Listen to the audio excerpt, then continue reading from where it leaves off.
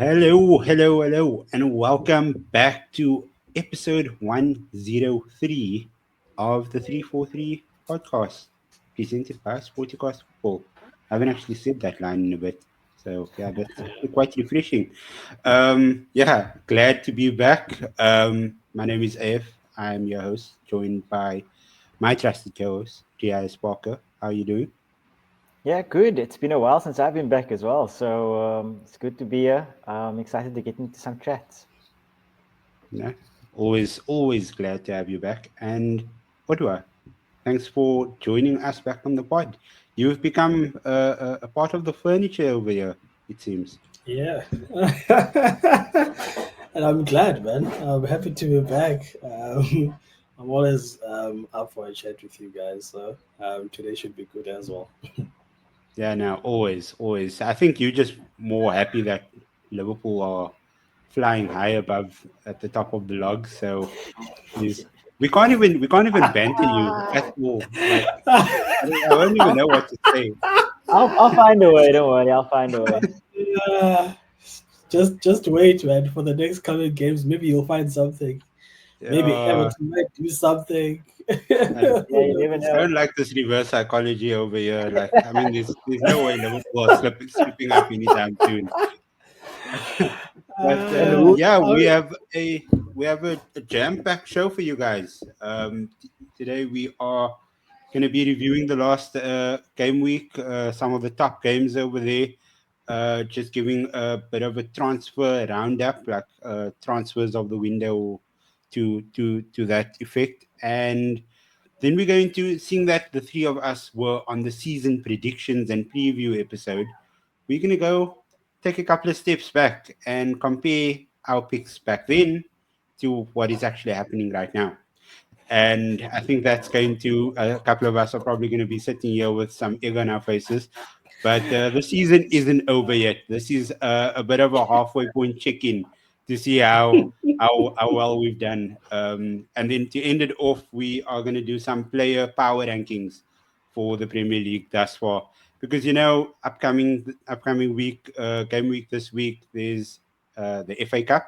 Mhm. So there's no amazing fixtures that stands up. So we're not really going to be previewing any games. But yeah, Riaz, I'm just going to start with you. The past game week, anything that stood out to you? Any game that might have caught your eye? Yeah, let me hear. I'm not going to go for the obvious one because I like let's give them a while to stew in whatever pause that I'm going to give them. So I'm going to go with the Forest game because I thought that was very interesting. Forest obviously beating Brighton 7-0. That's a massive victory for Yeah, them. I mean, especially since the previous week they got pumped 5-0 by Bournemouth, which was also surprising because they've been tight at the back for most of the season. So for them to have gone from 5-0 Bournemouth to come back and absolutely pump Brighton, who are a good team, by the way, yeah, 7-0 was very surprising and very good for them, especially to kind of prove that I don't want to say deserve that top four place, but like they're going well, they're playing well enough to kind of be there. Like they're not out of place in the top four. So yeah. to be having such a good team, 7-0, it was really good. And the manner in which they scored the goals, I mean, they play with the least amount of possession, but to score 7 goals, even with so little possession, is kind of good going. So yeah, I think that was a really good game, and I'll let Odwa take over the next one because I don't want to speak about them really. Hey, come on, man. Stay humble. Um, I, I, I also don't want to talk about that game, man. I Okay, don't want talk to say about that any other one. it's been talked about a lot over the weekend, especially by Arsenal fans. Yeah. So the interesting game that I saw over the weekend was the Liverpool one against Bournemouth. Very good team. A team that's currently doing well at the moment. I thought it was going to be a tough game for Liverpool, but I think it was.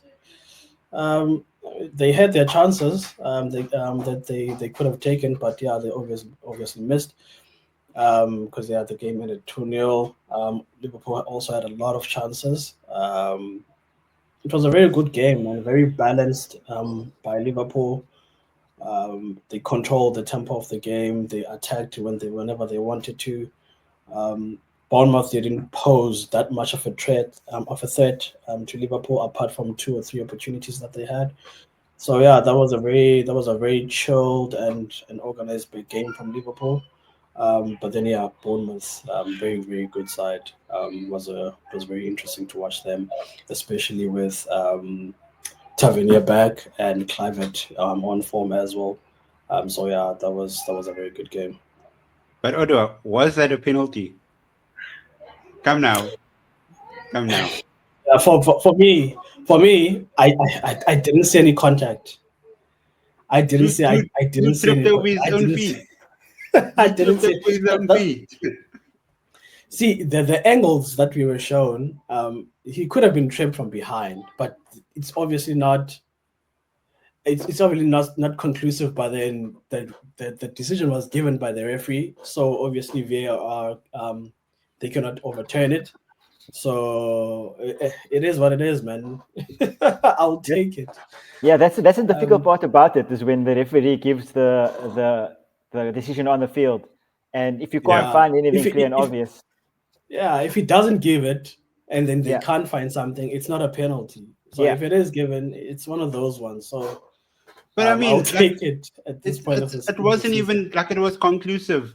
I mean, the fact that was it you conclusive? could you could see that he tripped over his own feet.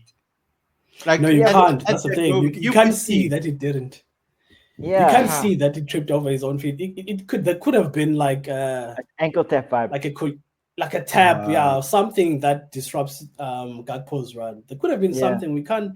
That's the thing with those types of situations. You can't really tell. So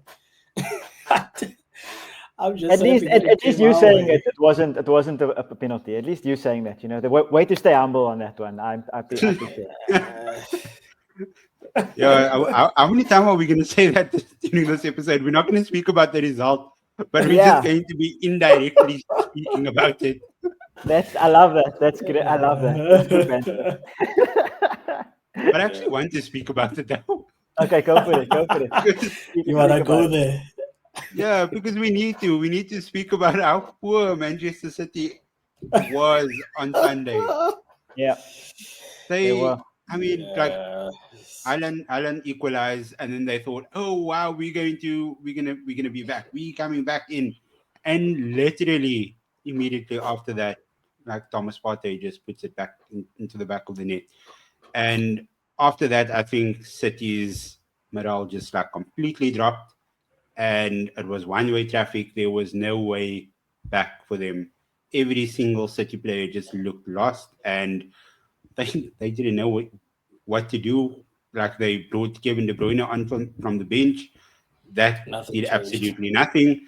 And Arsenal just looked 5 stars. Like Yeah. there's like I don't think like prime Barcelona had to play against Arsenal in that second half. In the Now second we're half. pushing it slightly. I think it's a No, mixture no, no, of no, no. they played Bro, well, bro, but not that bro. well.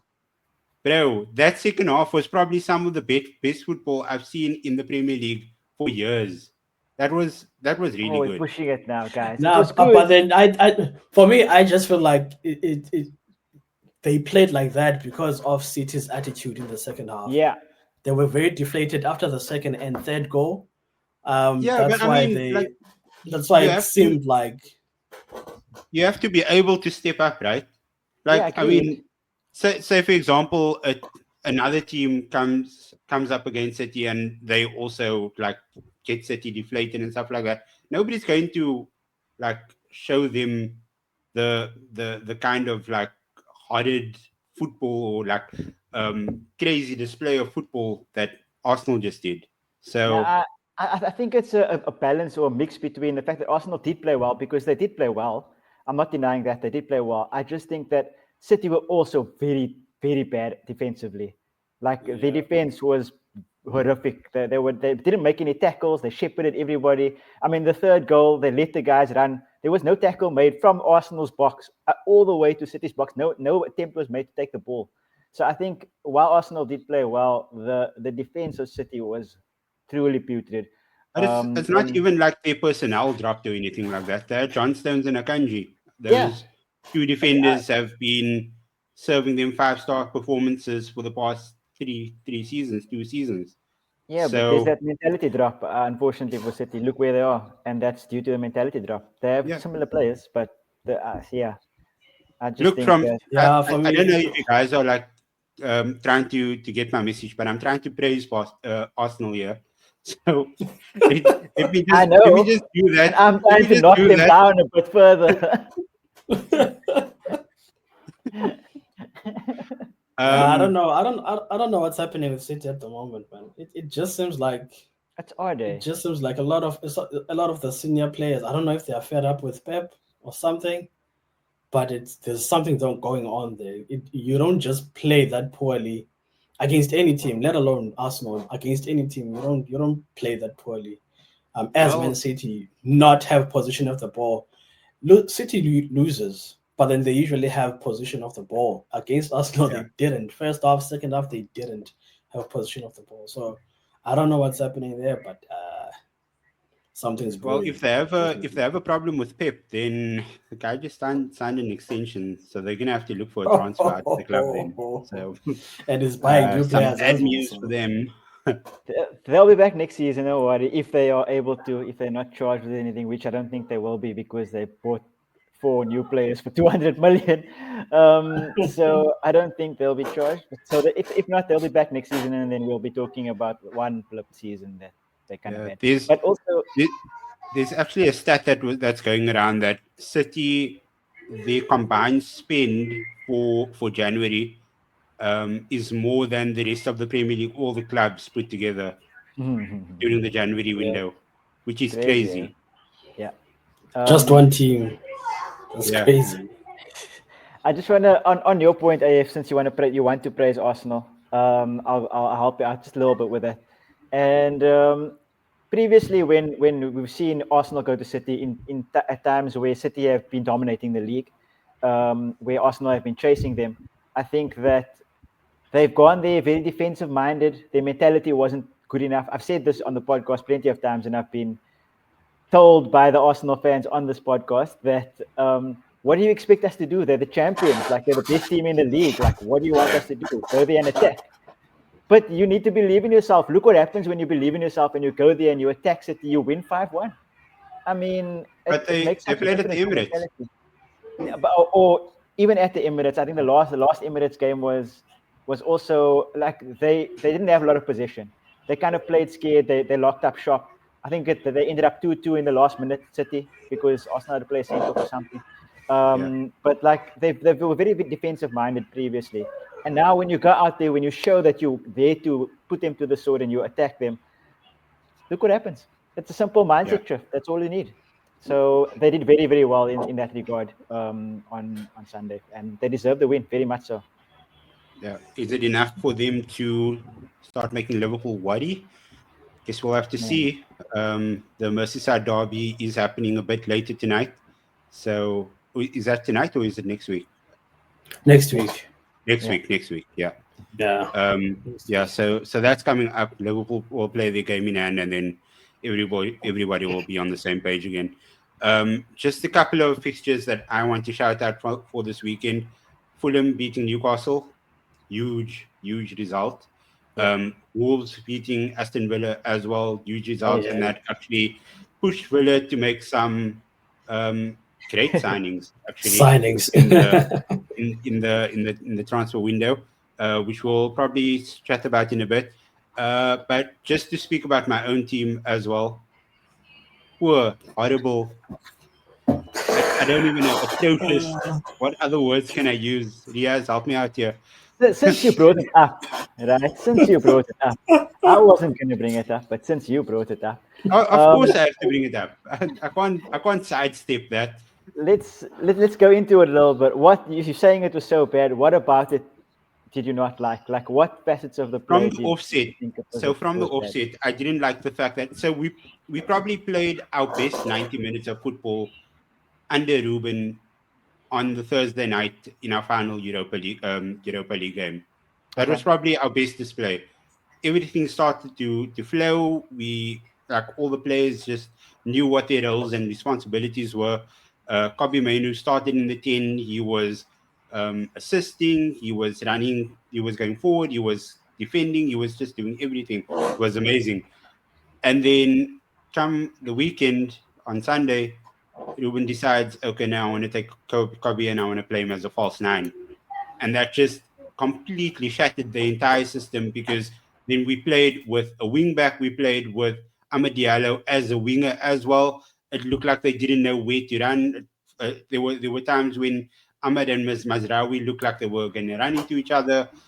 It just like, I mean, 2 days of training with a brand new system. I don't know if they tried this before in training or anything like that, but I just feel like from the offset, the moment the lineup was announced, when we saw Kobe in the false nine, it was destined to fail. And yeah, I don't think it's something that Amorim will try anytime soon again. He's learned his lesson the hard way. But what I think was refreshing was the fact that he admitted that he made a mistake afterwards. We haven't really seen a manager at United do that for a very long time when he got things wrong. So I think he knows that he messed up big time, and he'll probably, even though they aren't really that effective at the moment, Boyland and Xerxes, you will probably just keep on playing one of them in that 9 position, just to ensure that the structure is correct. Hoyland has to start. I mean, Xerxes is useless. He's useless. But I don't know. Hoyland I has to think start. Xerxes looked a bit better over the last couple of weeks. Okay, He's actually that's looked fair. more assertive than But Hoyland does. he definitely looks assertive. But do me a favor, next time he plays, count how many completed passes he has for me, or count how many Yeah, times he loses the ball. It's ridiculous. Like yeah, he loses the ball every 2 seconds, and it doesn't make any sense. But Hoyland at least like gives you an option. Like you said, the structure is important. And yeah, playing Kobe there worked for like 10 minutes of the game, and then it completely went south yeah, very quickly. But I think you were right. The Thursday night game where Mainu played as one of the 10s inside, yeah, and Bruno went deeper. I think yeah. it worked brilliantly. And I really genuinely think that Masraoui needs to play as one of the 3 centre backs. I think No, that 100%. He's a he's fullback. much He's better a fullback. He's not a wing a back, winger. and you Yeah, can see that. 100%. I fully agree. And that's I think the only tweaks that you can do with it with the teams that you have. And now Martinez is out as well, so Yeah, that's going to be a bit of a problem. But that means that hopefully you can play De Ligt on the left and Mazraoui on the right, or Mazraoui on the left and De Ligt on the right. But that means obviously that Ahmad's going to have to be as a wing back, which is fine because I think that Ahmad being wide is better than Ahmad being inside the pitch. I think it gives him yeah, more freedom to make some running and make some space. I agree. I think it helps him a lot to be wide. Yeah, no. But yeah, I don't really want to continue much with that one. Let's move on to the transfer update. Odwa, which are the transfers that you think, or that caught your eye rather, during the It's transfer the period? Villa loan deals. That was amazing. That was amazing business by Villa. Yeah, I think they signed 4 players, right? yeah. I Um, think it was Marlon. Disasi, yeah, Oh, and Marlon, Rashford, Disasi, Asensio. yeah, Asensio. yeah, and Asensio. Three Yeah, of them on loan. So that was a very after losing Durham, yeah, that was very good business on their side, and especially after the weekend's results. A lot of players are looking sluggish in the midfield. It doesn't look like now with Durham gone, it doesn't look like there's any backup for Ollie Watkins. So I think Rashford is going to get a lot of game time, and then he's going to be surrounded by very very good players. So it's up to him now to prove to the haters that yeah he is who he thinks he is. Otherwise, if he fails at Villa, there won't be. Yeah, I'm feeling like United will not want to take him back. I just think it's just up to him now. And then also Asensio, that's a very good signing as well. Very yeah, good experience. Disasi still needs to get some experience, Premier League experience from his side. But then overall, Villa, without breaking bank, I feel like they did very good business this transfer window. I don't even want to speak about City at the moment. Fair enough. Fair enough. Yes, which transfers stuck out for you? Yeah, I think that Asensio specifically, that transfer is unbelievable piece of business for Villa, especially since Leon Bailey can never stay fit for some reason, or he's after 60 minutes he seems to be like completely shattered. So I think having that cover is important. And poor Morgan Rogers, like he can't play all the time. Poor Ollie Watkins, he can't play all the time either. Yeah. So yeah, I think that was really really good. I'm excited to see Mateus Tal at Spurs, see what he can do because we needed players for the whole window, and all of a sudden Ange makes one phone call and we get him through the door. Just don't let Levy do anything. Just let Ange do everything, for God's sakes. So yeah, I'm excited to see Mateus Tal. What about Kevin Danso? You excited for him as well? Yeah, we needed some defensive cover. I mean, we need something to come through the door. I would have taken anything. I mean, I wasn't. We were linked with Disasi as well, but so I'm kind of happy that didn't work out. So, but I would have taken him though. That's the dire straits that we are in currently. In terms of the injury situation. So I've watched a couple of Kevin Danzo videos and he looks quite decent, quite a bit rash. He reminds me a bit of Romero. Just good but in sometimes other. you need that though. True, that's very especially true. But when Romero is not there. So yeah, true. But I think but when Romero is not there, the issue is more that we get caught out more kind of with that high line. So it's more of an intelligence thing rather than an aggressive thing. And I think that's more of the issue. So hopefully Kevin Danzo is good positionally and he can kind of put there next to Davis or Archie or whatever kind of makeshift backline we're going to be fielding that day. And which is tomorrow actually, Thursday. I don't think he'll come straight into the team though, but yeah, it'll be interesting. I think Tal will maybe start tomorrow, which will be also interesting. So yeah, those are the kind of deals. I also don't want to speak about City. Yeah, okay, I'll speak about Mamouche. I think he looks good, but I don't want to speak about anything else really. I'll just say that. And yeah, there's not much actually happened in the Premier League this kind of transfer window. But do you have any AF that you specifically want to speak about? Yeah, no, like the Cynthia one for sure. But also I'm very interested to see what Rashford actually does at Aston Villa, because we all know his capability, we all know what his qualities are, and we know that he has the talent to bag goals. But we need to now see if he's going to actually apply himself, because he has this amazing opportunity to reignite his career and to just try and hit the ground running over there and just banging goals. I don't know where they're going to play him, if it's going to be through the middle, if it's going That's to the be question. down the left. But if he trains well enough, then he puts his name on the team sheet first. So yeah, definitely I'm watching that one closely. And then yeah, like just for my team, signing Patrick Dogu, it was a signing that Amorim wanted. He desperately wanted, because Indeed, well. signing a left wing back was so imperative to the way that he plays, because he's been playing a right-footed player there all the time. So now the fact that he actually has a left-footed player there, Sadalo Mazraoui, can actually come now to the right wing back spot, and he can actually start implementing his style of play properly. So I think that's one thing that I'm also going to keep a close eye on. So yeah, that's my picks. I hope that it works out well for Dogu at United.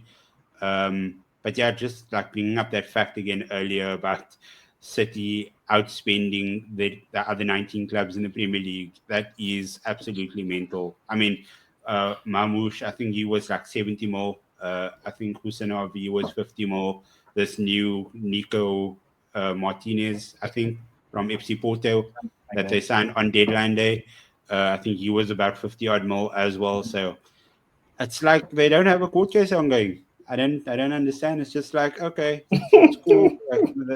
That's going on, but They're you're still just gonna doing be what paying they're money just over doing here. whatever they want.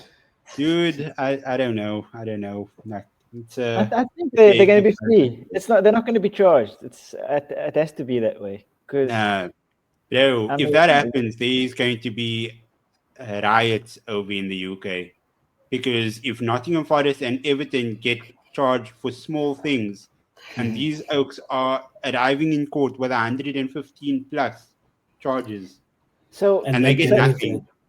yeah. then So it's I not going think to one be. thing that's nailed on. I think if I'm not mistaken, I was listening to some podcast and I was listening to it and they were saying like these are the things that kind of the main things that City are kind of being charged with, and the one thing I think that they can't escape is not complying with the FA or something towards the investigation. So non-compliance towards the investigation. I think that is has to be nailed on because they haven't been compliant.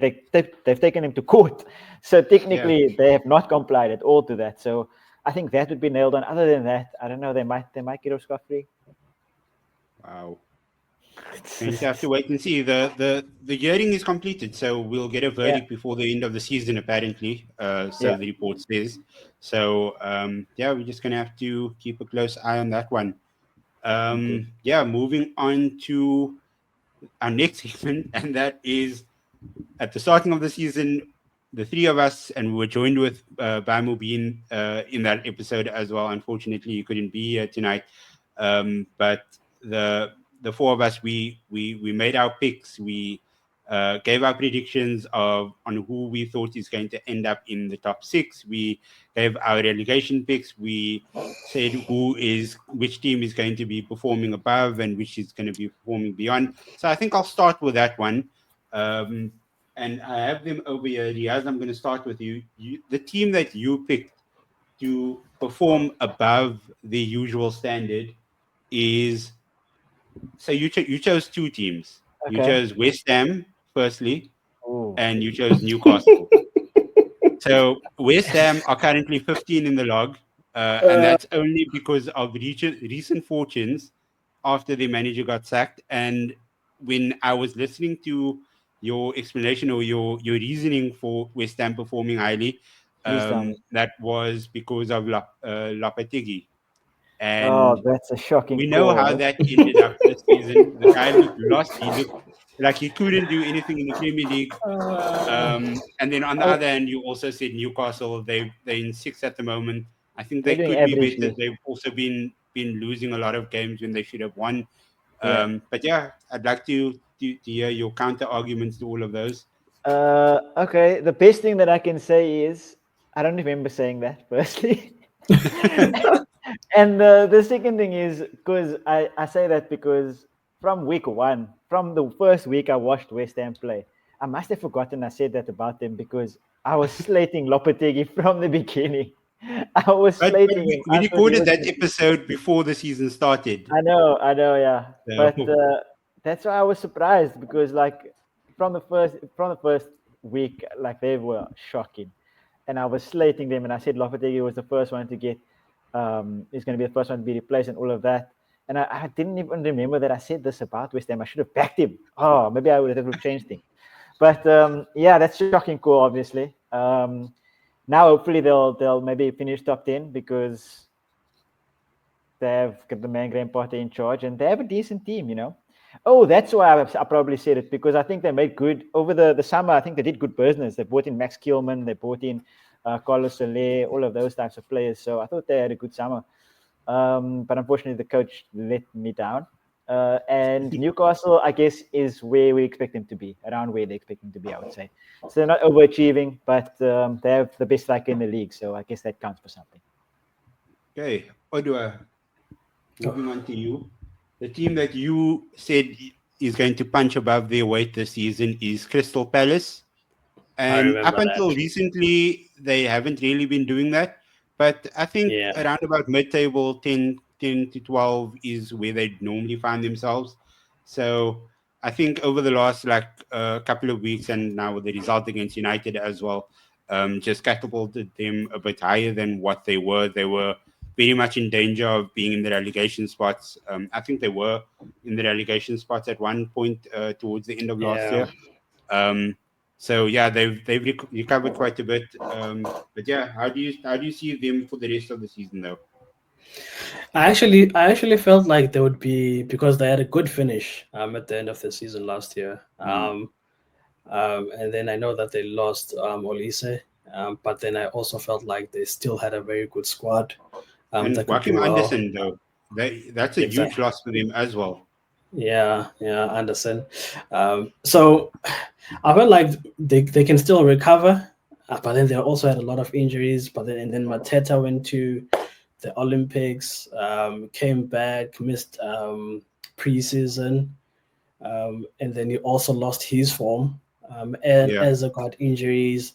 So I feel like a lot of the players, like the impact players from their side, were missing a lot, or also they were also misfiring.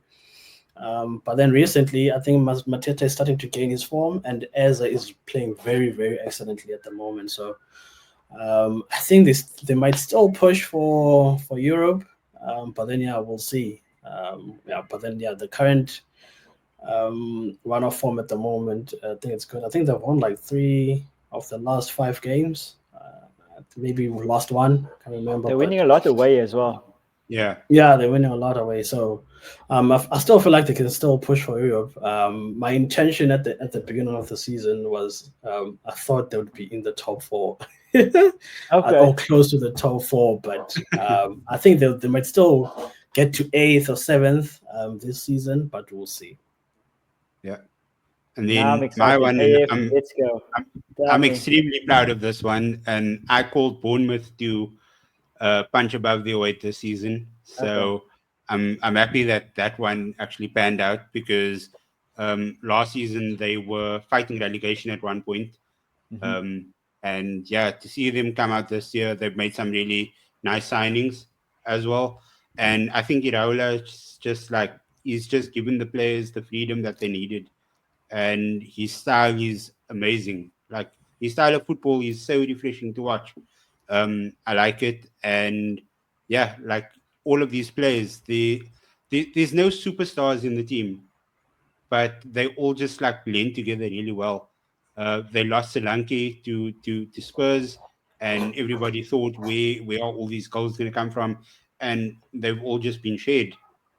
So some have come from Unal, some have come from Evan Nilsson. Unfortunately, he got injured, but then Justin Kluivert stepped up, then Semenyo stepped up, and Dango Watara stepped up. So there's so many players in that team that you can look to for goals. And I I don't want to finish this without mentioning Dean Howson at the back. I think that he's a young defender and he's so sought after already. Um, City want him, Bayern want him, Barcelona want him, Real Madrid is looking at him, and I think he's only 21 years old. Yeah. And every single game that they play, he's the one that seems to have the most or the biggest presence at the back for Bournemouth. Yeah. So yeah, I think that how many games? 14 games left. Bournemouth can still achieve so much more during the season. They are seventh already. I won't even put it past them to try and push for that top four spot if they can. Okay. They are 3 points Yeah. off top four. So yeah, Yeah. But what are the teams it's above them? possible. That's the thing. It is possible. Yeah, but I mean, like Newcastle have been dropping a lot of points. Yeah, that's City fair. are. I really just think that the sport case is on the back of all of these players' minds, and they are dropping off like quite a bit. And then Chelsea, I feel like they are a lucky packet. On their day, anything can happen. On Monday night against Wolves, I don't even think that they West should Ham. have won. Yeah. That was I don't know if you guys watched the game, if you caught the Yeah. highlights or anything like that. Um, I don't think that they deserve to win that game. Agreed. But yeah, no, sorry, not Wolves. It was against West West Ham, Ham. and Yeah. yeah, it was against West Ham that they won 2-1. But yeah, that are all the teams that we chose to perform above, and then underperforming teams. Odo, I'm going to go with you first. and you were kind of spot on about this. You picked Wolves to underperform. And yeah, it seems like you were right about that one. But do you think with the new manager in this result over the weekend against Villa, do you think that they can turn it around and push further up the table? I still feel like they don't have enough players. I feel like they should have went in hard during this January transfer. They can't keep on relying on Cunha all the time. I feel like they should have signed more players. They won't have enough tank in them to finish off the season on a high note. So I still feel like they will dangle around that position a lot until the season ends. I don't feel like they're gonna push to go to 14th or 15th. I still feel like in the end of the season they'll still be fighting in that position. Yeah, that's fair. That's fair. I don't know. I think it's going to be a proper battle between them and Leicester. I definitely think those are the two teams that are going to have a battle up until the Yeah. final day.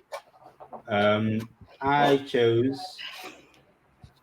Aston Villa to be underperforming, and considering the season that they had last year, where they finished in the top four, Not bad, yeah. I think I am right in a Yeah, sense yeah. because I'll they give it to have you. dropped off. And my reasoning during that episode was that they were going to underperform because of Champions League, Yeah. in the same way that Newcastle did in the previous season as Previous well. one, yeah. But I think now the fact that they have strengthened during the January window, added some quality, added much needed quality, and just given their squad some depth, I think that would help them to recover for the rest of the season. But yeah, we'll obviously take stock again at the end of the season to see where we actually ended up on all of these. You were spot on with that one, though. Spot on. Yeah. And then Riaz, your underperforming team was Chelsea. Do you think that they have underperformed?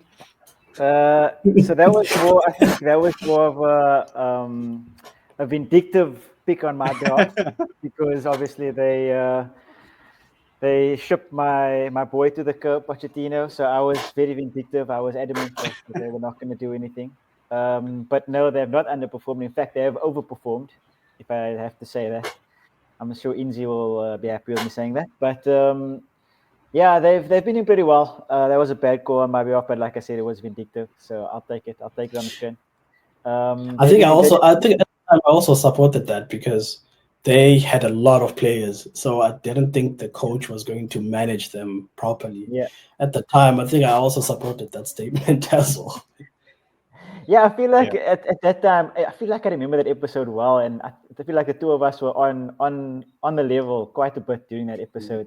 Like we backed each other that episode, but yeah, Chelsea fourth, and I couldn't have been more wrong. Actually, I thought they were going to finish outside Europe this season, to be honest, or at least 7-8 somewhere around there.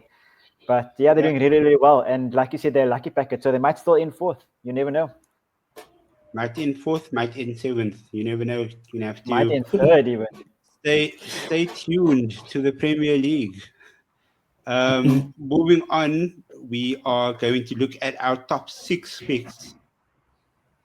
And over here, you can see, Ottawa, we have Arsenal in first, Man City second, Liverpool third, Man United fourth, Chelsea fifth, Aston Villa or Newcastle sixth. How's that? Let me look at the Premier League right now. How are you feeling about those picks? Do you think there's still time for everybody to recover to make that happen by the end of the season? Yeah, so Liverpool, I think I put them there because of the new manager. And then there were no signings at all by Liverpool, and I was just worried that the squad that we were gonna use for this season is the same fatigued squad that Klopp had.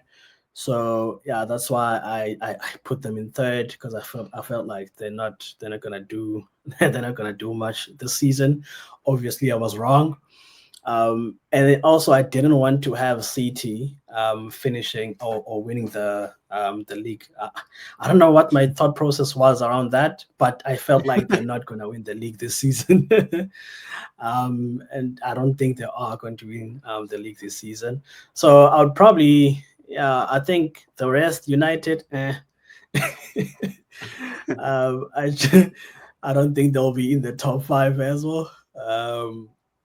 So if I were to arrange this, Liverpool first, Arsenal second, I would put Chelsea third, Newcastle fourth, and Aston Villa sixth, fifth, and Oh, sixth. you're talking Aston about Villa and Newcastle. these picks on the screen. You're speaking about those ones, not what is the Yeah, actual pick if on I the were table. to Okay. if I were to rearrange these ones, yeah. Okay, that's fair. That's fair. Yeah. Moving on to my one, I picked Arsenal to win the league, Liverpool finishing second, Man United finishing third, Chelsea in fourth, Spurs in fifth, and Newcastle sixth. So there's absolutely no way that Man United finishes in the top 4, let alone in the top 6, let alone the top 4. They would have to probably win all 14 of the remaining matches, which is no ways. Absolutely zero chance of that Impossible. happening. I think they have a chance to finish in the top 8, but top 6. I don't think that they would be able to get there. So if I could rearrange this without Man United, then I would go Liverpool first, Forest second, Arsenal third, Chelsea fourth, Spurs fifth. No, not Spurs fifth, Newcastle fifth, Newcastle and fifth. Aston Villa sixth. That's That not would be rearranging it. my... That's adding people into it. No, And You then added no. you I didn't added say Forest rearranging third. these picks. I didn't say these picks. I said rearrange them. I didn't say these Okay. picks. Okay. So Yes. now basically you're giving us picks for the rest of the season. I think it's gonna go. No, we're still going to come back to our original picks by the end of the season. That's just my current train of thought.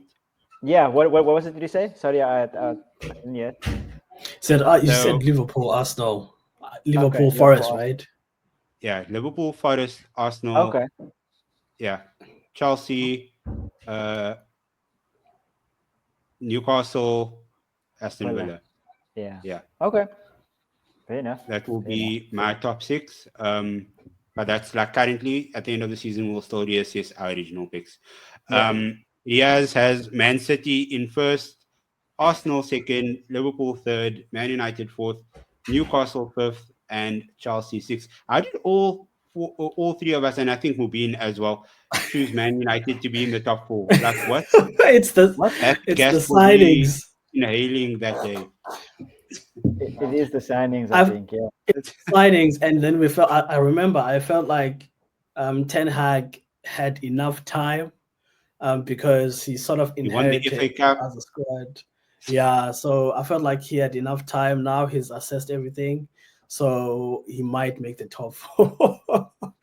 He might make the top 4. But I guess we're all wrong. Riaz, talk us through these. Yeah, I think it looks pretty decent. I think it doesn't look too bad. I don't have Spurs in there, which is good. I said Chelsea would underperform, and I still have them finishing 6th. So they might still finish 6th. So I think I'm quite onto something there. Obviously, the biggest issue, besides the United one, which obviously is the biggest issue for all of us, because I don't think they'll finish in the top 10 even. But I think City, for me, obviously, is the biggest one there that I got wrong. I think they'll finish maybe 4th, 3rd round there until they get that points deduction, which will push them all the way down to relegation. Which I think, if I'm not mistaken, which is what you mentioned, is why you don't have them in the top 6, is because you thought they were going to get relegated. I remember that you saying that, and I think I got it pretty decent there. I think it could still end that way. If I had to rearrange it, obviously I'd go Liverpool, Arsenal,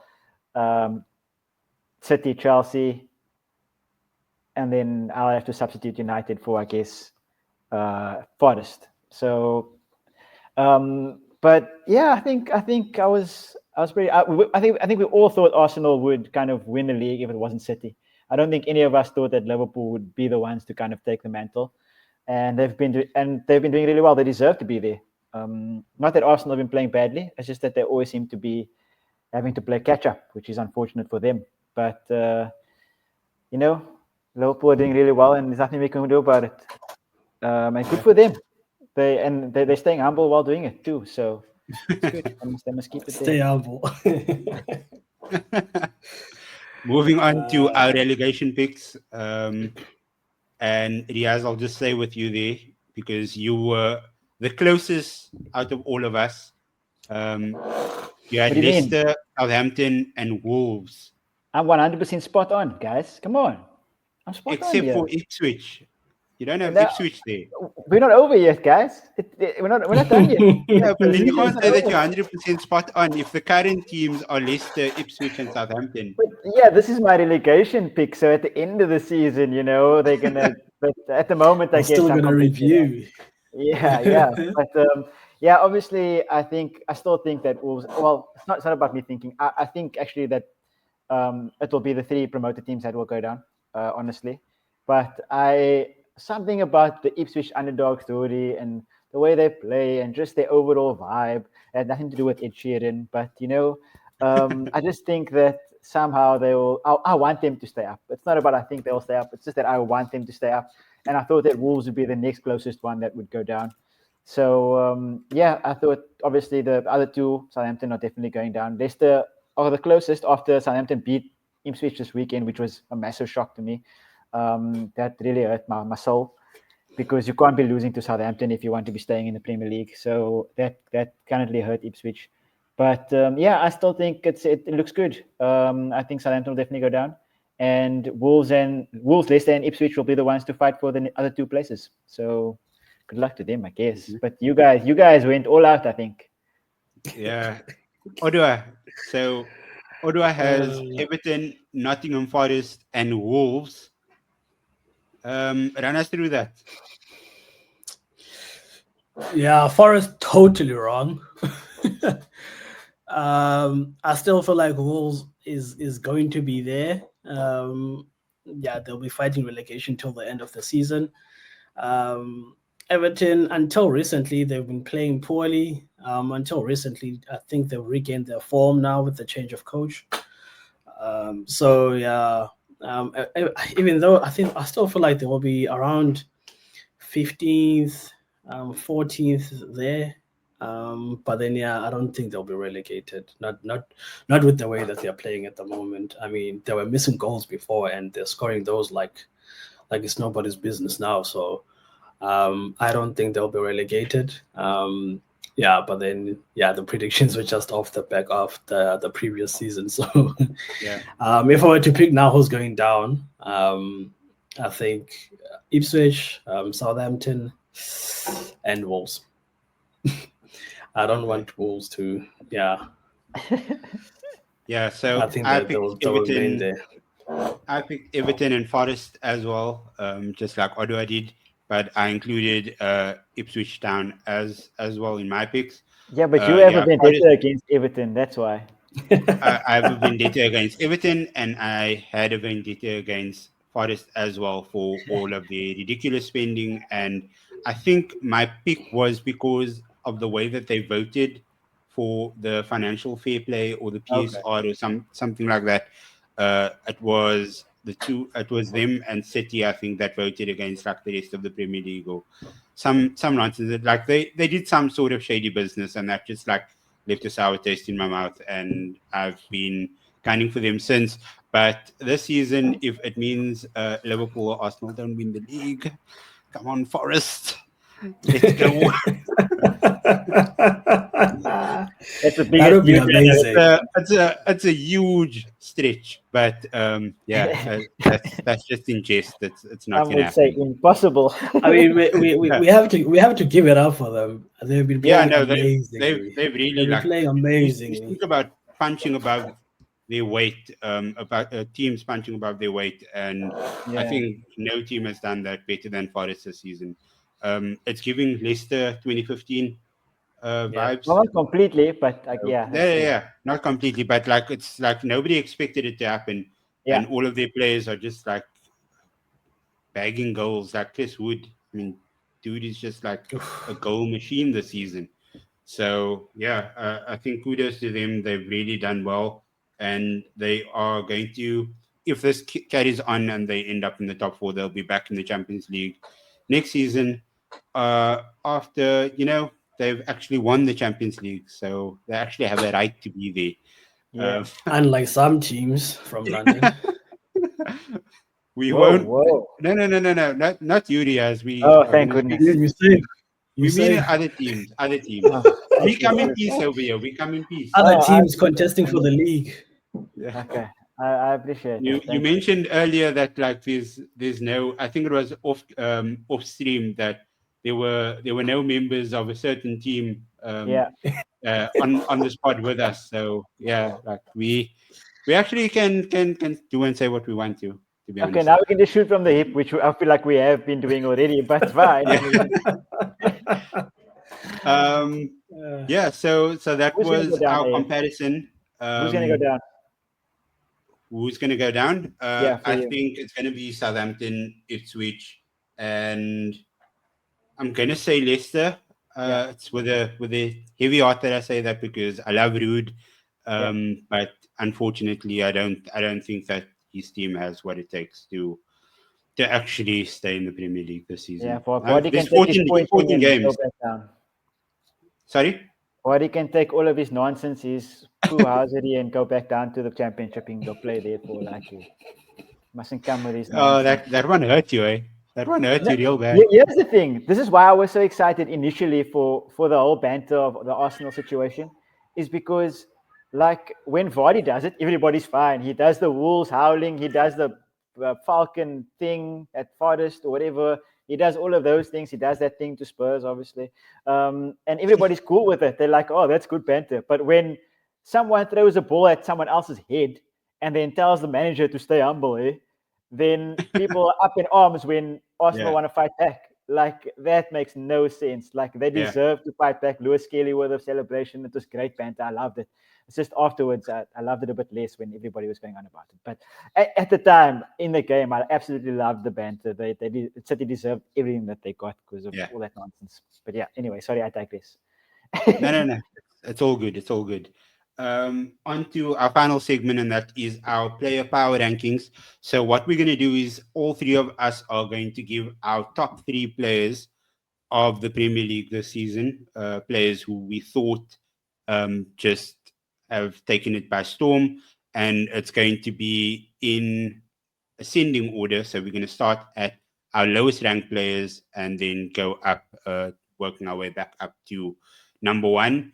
Riaz, I'm going to start with you. Your 3, 2, and 1.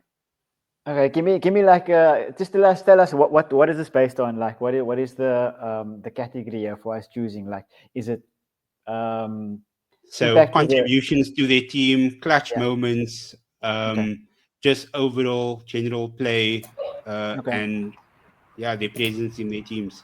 Are we allowed to choose the same players type thing? Like if we can, let's try to change it up. So I have asked you guys to make a short list of players. So if one of your players are taken, then and am I giving all three, or are we doing 3, 2, 3 threes and then 2s and then 1? You can do 3, and then Odo will do 3. I'll do 3, and then we'll do snake order. Okay, cool. My number 3, and I took it as like basically who has the most impact on their team that has kind of done without them, the team kind of would fall apart. That's the way that I saw it in terms of players. So I have players down that maybe like you won't really expect. So I guess at number 3, I will go for someone who is having a massive impact on the team. The team is doing terribly though, but I thought that without them, the team would be basically fighting Southampton for the bottom of the log. So my first one, or number 3, third most impacted player of the season is Matheus Cunha. I think without him, the team would fall apart completely. He's scored the goals when he's needed to. He's linked the play when he's needed to. And without him, honestly, Wolves would have been at the bottom fighting with Southampton for sure. I think he's had a massive impact on the team, and he's the reason why they get the points when they do get points. So, yeah, my number 3 is Mateus Cunha. Yeah, there's not a bad Cool. shout. Odua, That's a your very number good 3? pick. My number 3, I think it has to be Sales, the Forest goalkeeper. Good I shout. felt like Forest has been playing well, but then in moments that they needed their keeper for saving, he's been there. And I feel like I think he holds the most clean sheets this season. I think, Yeah, ahead one of of them. Raya. Yeah. So I feel like he's had a very good season. I remember watching the game against Liverpool. Liverpool knocked and knocked and knocked, and that guy was just there. I was just there all the time. So yeah, he has to be my third pick. Nice. Hey, what you got for me? My third pick is Brian Mbuemo. Nice. And I like with the void that Ivan Toney left, he's taken that role with open arms, and he's such a hard worker, man. Yeah, He's the reason why Brentford have been doing as well as they have been this season. They are scoring goals. They're working quite nicely as a unit. Thomas Frank has been singing his praises for the last few months, and yeah, man, I just think he's such a nice footballer to watch. yeah, So true. yeah, I like him in that 9 role that Tony vacated, and they were worried about the goals that's going to be missing, but yeah, I think he's just made it like no Tony, no problem. It's fine. I'll score the goals. And I'll just continue now. In my number 2, I have Ryan Gravenberch, which I think It's a great shot. Liverpool wouldn't be where they are this season at the top of the log without him in that engine. The guy has, like, he wasn't really working much in slots, in Klopp's philosophy in his system, Yeah, but slots just come in and he's just taken to it. This entire system just works so much better for him. It is the clock and the slot system is so polarizing because you have heavy metal on the one side and you have really just like patience and like patient build up and stuff on the other side. And I think that's what Gravenberg needed. He just needed the sort of like calmness around him, yeah, and he's flourishing so much. And yeah, like I said, like Liverpool are at the top of the table. But one of the big reasons is because of him in the center of the park. 100%. Oliver, who do you have at number 2? At number 2, again, Forest, Chris Wood, the old dog. Yeah, so I have him there because he's currently contesting for the Golden Boot with the likes of Haaland and Mo Salah, which I feel like is very that's very good for.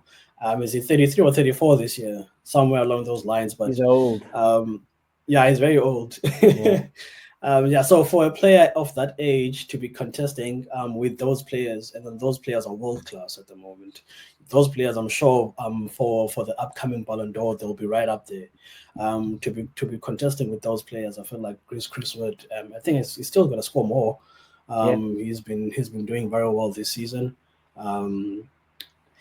Because Salah is there, if Salah doesn't win, I would love him to win it, the Golden Boot. Yeah. But then yeah, we'll see at the end of the season. But yeah, I feel like he's my second pick, and it's a very good player, man. Yeah, good shot. Yes. We're back at me. He was going to be my second pick, so I'll choose someone else. Just in case Forest fans come for me. Like, I was going to choose a Forest person, guys. Just in case. So if that's the case, then I will go with what AF said earlier in terms of kind of my second person is kind of a Bournemouth player because they've been doing really, really well, and that's Semenyo. I think the versatility that kind of Semenyo has shown both on the left and the right, just with the kind of football that the manager wants to play, I think he fits in perfectly in that system. He gives all the right backs kind of problems when he goes up against them. He chips in with goals, assists. He's just an all-around great player, and he's been doing really, really well this season. Contributed to where they are. Like you said, AF earlier, with the injuries that they've gotten, they've needed goals from somewhere, and they needed players to step up. And he always gives them. Even against Liverpool this weekend, he gave them problems. They didn't score, obviously, but you could see the impact that he has on the team. And yeah, that's why he's my second pick. My first pick, then I'll take this from you both because obviously it's going to be your first pick. So I'll take it first, and it's obviously Mo Salah. Mo Salah has been amazing this season. He most goals and most assists in the Premier League. He is one of the main reasons with Gravenberch, like you said, AF, that Liverpool are the top of the log, that they've been doing so well. And there's no one for him. He's the best player in the Premier League. We thought Haaland was going to go with him. He's still going to go with him. And probably Chris Wood as well, like you said, Odwa. So, but I mean, the way that he's added assists to his game this season has taken it to another level. And because usually it's just all about him, and he's going to go score. And he might take 3 or 4 chances. He might miss the open goal once a game, but he's going to score you a goal. So, but the way he's added assists into his kind of game this season has been elite. So yeah, Mo Salah is my first pick as power ranking is the best player of the season so far. Yeah, man, that was my first pick as well. I feel like AF also. I mean, that guy is just breaking all sorts of records at the moment. He's currently he's just passed Thierry Henry for the all-time leading goal scorers. He's currently chasing Aguero. Aguero is a Premier League legend and a striker. Mo Salah is just a left winger or a right winger. Just a right winger. So the thing is he going to be past this season to overtake them? That's the question. I feel like I think Liverpool and Mo Salah are toying with us. He's going to get his contract. I've said it before, man. They just need to give him what he wants, and he's going to give us goals, and that's it. I don't feel like there should be any debating between Liverpool and Salah. Then his assists as well, man. He's stacking up those assists. I think he's also leading in that region as well at the moment. So goals, assists. He has to be my my best performing player this season. Cool. But you didn't pick your own one though. I should. You just agreed with Riyaz. I don't know, man. I don't know who I also would pick as my first. You should see that be just You're gonna have to choose somebody. If I have to choose someone,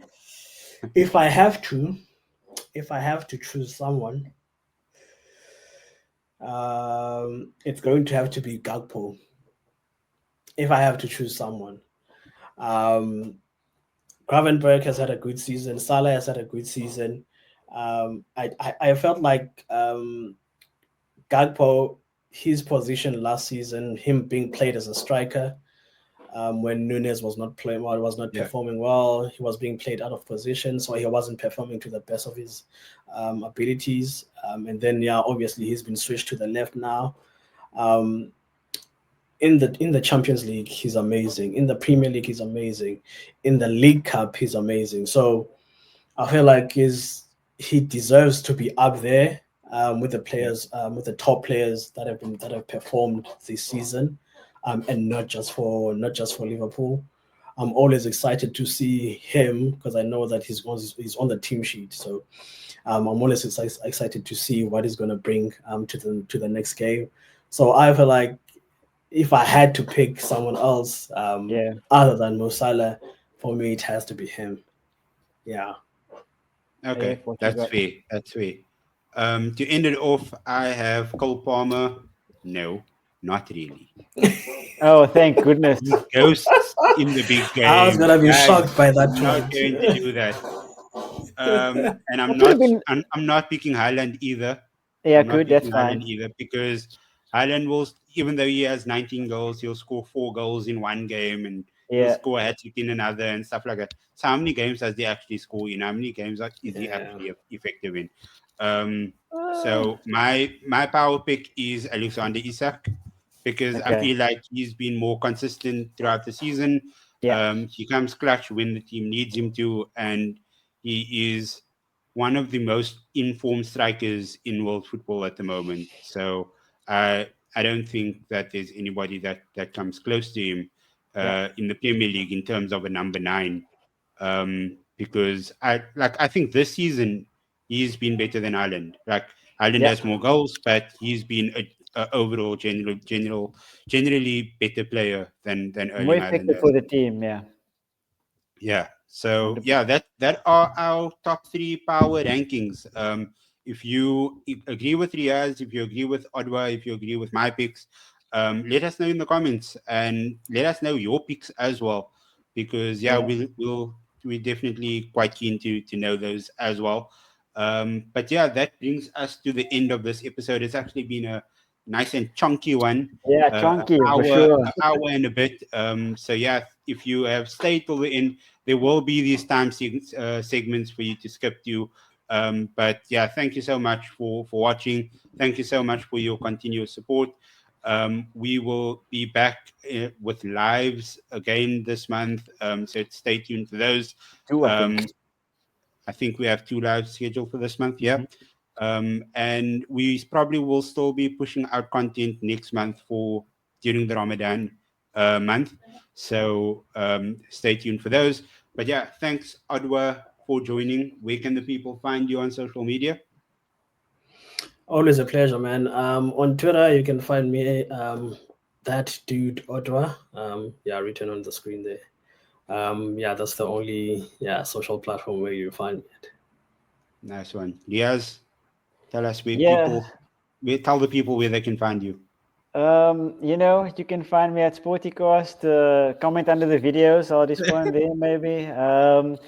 Also, come on, let people talk to you about WWE. You know you want to chat about WWE. I do actually. I do. At @Parker_Riaz on Twitter. Come talk a lot of nonsense. And number 1 rule is to stay humble, eh? Always. You're gonna put that in your Twitter bio. I don't know. No, I don't want to give them Maybe you should. I want to give them. It must be low key, but also it must be there. I like it. I am at AFParker642 on all social media platforms, but mostly on Blue Sky. So yeah, if you have Blue Sky, come find me. If you have Twitter, maybe I'll respond, maybe I won't. It just depends on how I'm feeling on that day. But yeah, as Riaz said, we are at Sportycast on all social media platforms. Please do come find us on Blue Sky over there, because we post daily updates, all sports, not just football. We literally try to be as broad as possible in the terms of which sports we cover. So yeah, come find us over there. We are insanely active on Blue Sky. Yeah, it's an amazing vibe, and there are so many sporty people over there. So I guess it just fits with our name, Sportycast. You just have to blend in well. But yeah, that is all for us. Thanks, Riaz and Odwa, for joining once again. I'm a 4343. Peace.